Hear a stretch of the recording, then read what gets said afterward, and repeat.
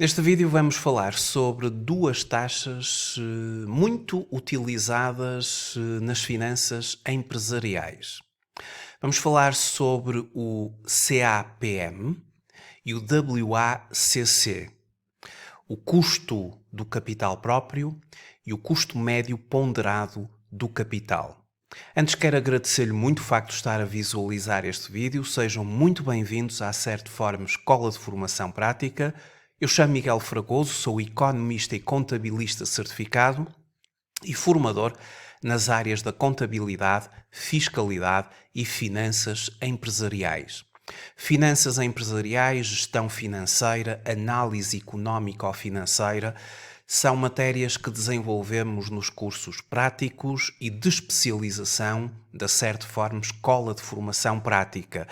Para consultar a oferta formativa que atualmente disponibilizamos, pode ir ao site da Certform, em certform.pt, e em e-learning e live streaming vai ter acesso à oferta formativa que está disponível na plataforma e-learning, uma plataforma 24 horas, 7 dias por semana disponível.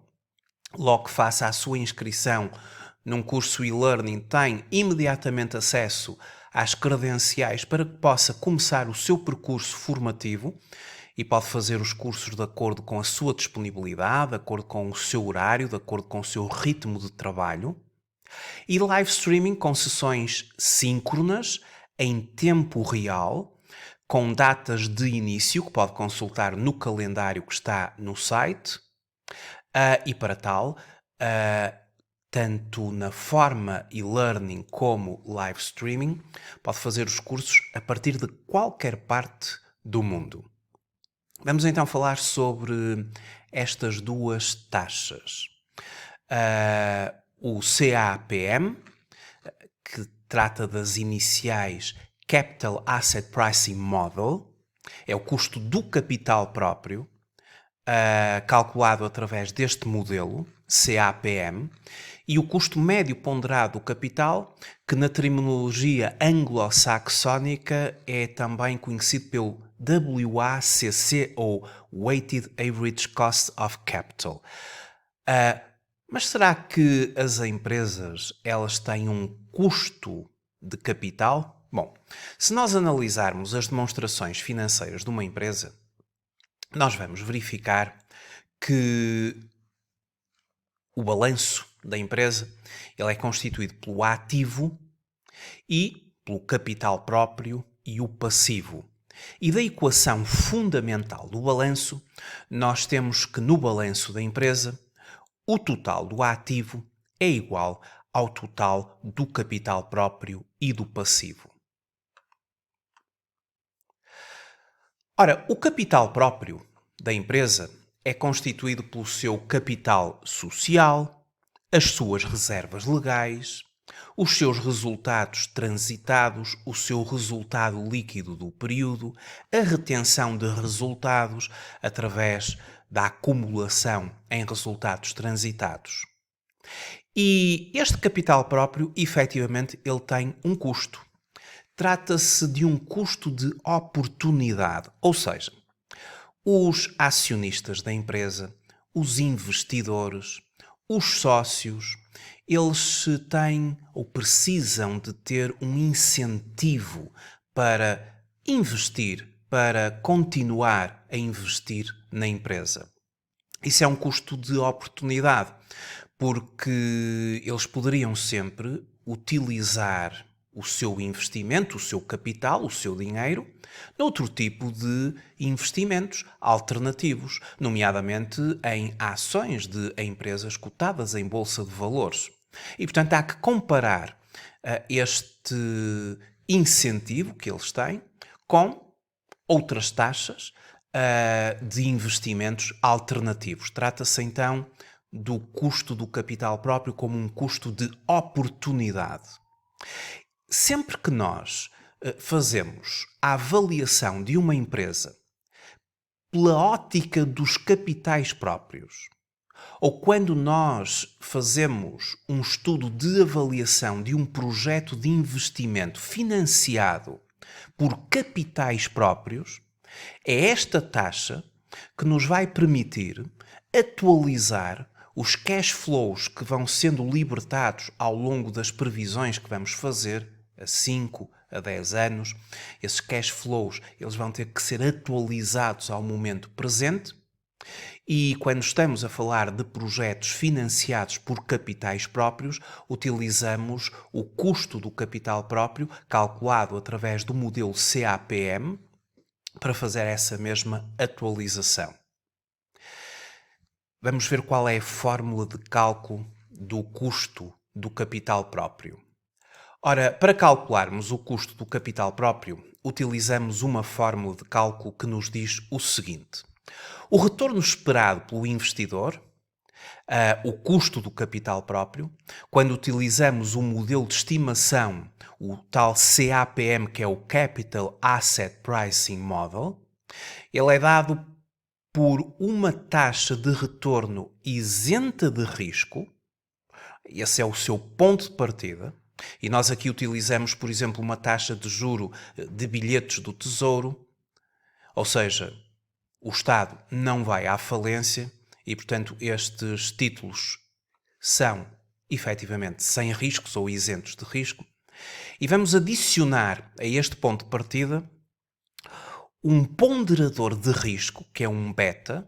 No fundo, ele mede a volatilidade relativa do título face à volatilidade do mercado, e por isso é que este modelo assente no Capital Asset Pricing Model, o CAPM.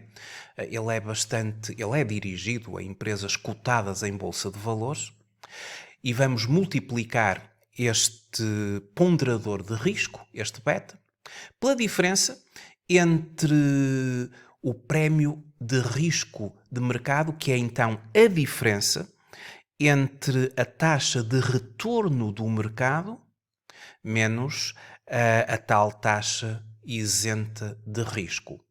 Nós temos aqui a fórmula do custo do capital calculado através deste modelo de estimação, o CAPM.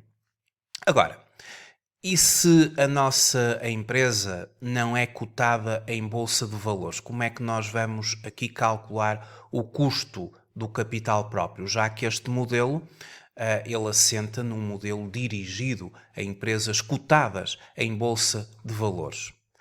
Bom, quando efetivamente estamos perante empresas que não são cotadas em bolsa de valores, não sendo possível apurar a rendibilidade exigida pelos acionistas ou o custo de oportunidade do capital próprio através da utilização do modelo CAPM, temos de usar alternativas.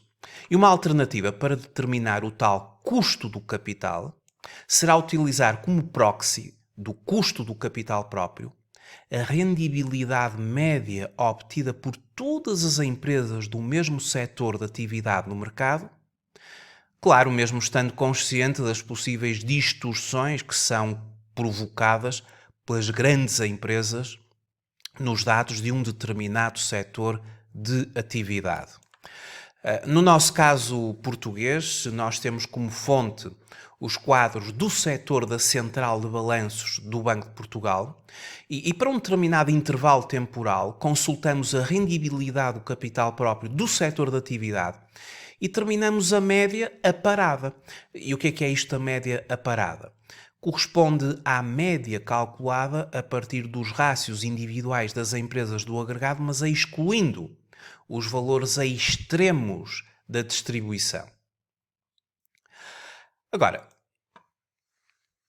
outras vezes nós fazemos avaliações, quer do ponto de vista de avaliar uma empresa, quer do ponto de vista de avaliar um projeto de investimento, em que existe o recurso tanto a capitais próprios como a capitais alheios. Por exemplo, num trabalho de avaliação de uma empresa, em que utilizamos como metodologia o chamado Free Cash Flow to the Firm, ou seja, é um trabalho que considera toda a estrutura de capital da empresa, tanto na vertente do capital próprio como do capital alheio, nós vamos ter de atualizar, quer seja o valor terminal ou de continuidade, quer os vários cash flows das estimativas, das previsões que fizemos ao longo de um determinado período temporal, nós vamos ter de os atualizar a um momento presente. Ou seja, tem a ver com o valor do dinheiro no tempo. E nós só podemos comparar capitais quando os mesmos estão no mesmo período temporal. E neste caso, em que trabalhamos com a vertente de capitais próprios, mas também de dívida, ou de capitais alheios, nós vamos utilizar uma outra taxa. E essa taxa, ela denomina-se pelo custo médio ponderado do capital. Na terminologia anglo-saxónica é o Weighted Average Cost of Capital. Aqui nós vamos ter em consideração as duas componentes. Ou seja, quando nós analisamos um balanço de uma empresa, temos, por um lado, a componente do capital próprio, dos capitais próprios da empresa, e, por outro lado, a componente do passivo, da dívida, do capital alheio da empresa. E o custo médio ponderado do capital, ele vai ter em consideração a proporção entre estas duas fontes de financiamento, quando estamos a fazer um trabalho na ótica da empresa. E aquilo que a fórmula pondera será a dívida sobre a dívida mais o capital próprio, aqui denominado equity, ou capital próprio, debt de dívida, pelo qual vamos multiplicar o custo da dívida e vamos-lhe subtrair a alíquota tributária, ou seja, 1 menos a taxa efetiva do imposto. Isto porque os juros eles são considerados um gasto fiscal para a empresa e vamos ter de fazer aqui o respectivo impacto da taxa do imposto, mais o capital, a dividir pela dívida mais o capital, ou seja, o peso do capital no total, enquanto que neste membro seria o peso da dívida no total, e aqui vamos multiplicar pelo custo do capital. E este custo do capital, quando se trata de uma empresa cotada em bolsa de valores, ele é calculado através do modelo CAPM, ou seja, o modelo CAPM ele também é importante para o próprio cálculo do custo médio ponderado do capital. Isto, claro, em empresas cotadas em bolsa. Caso contrário, faremos da forma que já expliquei anteriormente. Temos então o D, que é a dívida ou capital alheio ou passivo da empresa. Temos o E, que é o capital próprio ou situação líquida. O T, que é a taxa efetiva de imposto. O KD, que é o retorno exigido pelos credores. O custo da dívida ou o capital alheio. E o KPE, que é o custo do capital próprio, o retorno exigido pelos acionistas, o custo de oportunidade, e que em empresas cotadas em bolsa de valores ele é calculado com recurso ao CAPM. E desta forma, calculando o custo médio ponderado do capital, sempre que nós trabalharmos na avaliação de um projeto de investimento, por exemplo, através da metodologia dos free cash flows ou dos discounted cash flows, em que nós vamos proceder ao desconto, à atualização da libertação destes cash flows ao longo da vida do projeto até ao momento presente. Por exemplo, para calcular o VAL de um projeto e assim aferir se o mesmo tem ou não tem rendibilidade, se é ou se não é viável, nós utilizamos como referência o tal custo médio ponderado do capital. O mesmo acontece para trabalhos que nós fazemos de avaliação de empresas, quando estamos a utilizar o Free Cash Flow to Firm, ou na ótica da empresa, também utilizamos esta taxa para fazer a atualização dos respectivos cash flows. Já se utilizarmos o Free Cash Flow, mas na ótica dos acionistas, o denominado Free Cash Flow to Equity, então aí sim vamos ter de utilizar apenas o custo do capital. Muito obrigado por ter visualizado este vídeo. Até uma próxima oportunidade. Até breve.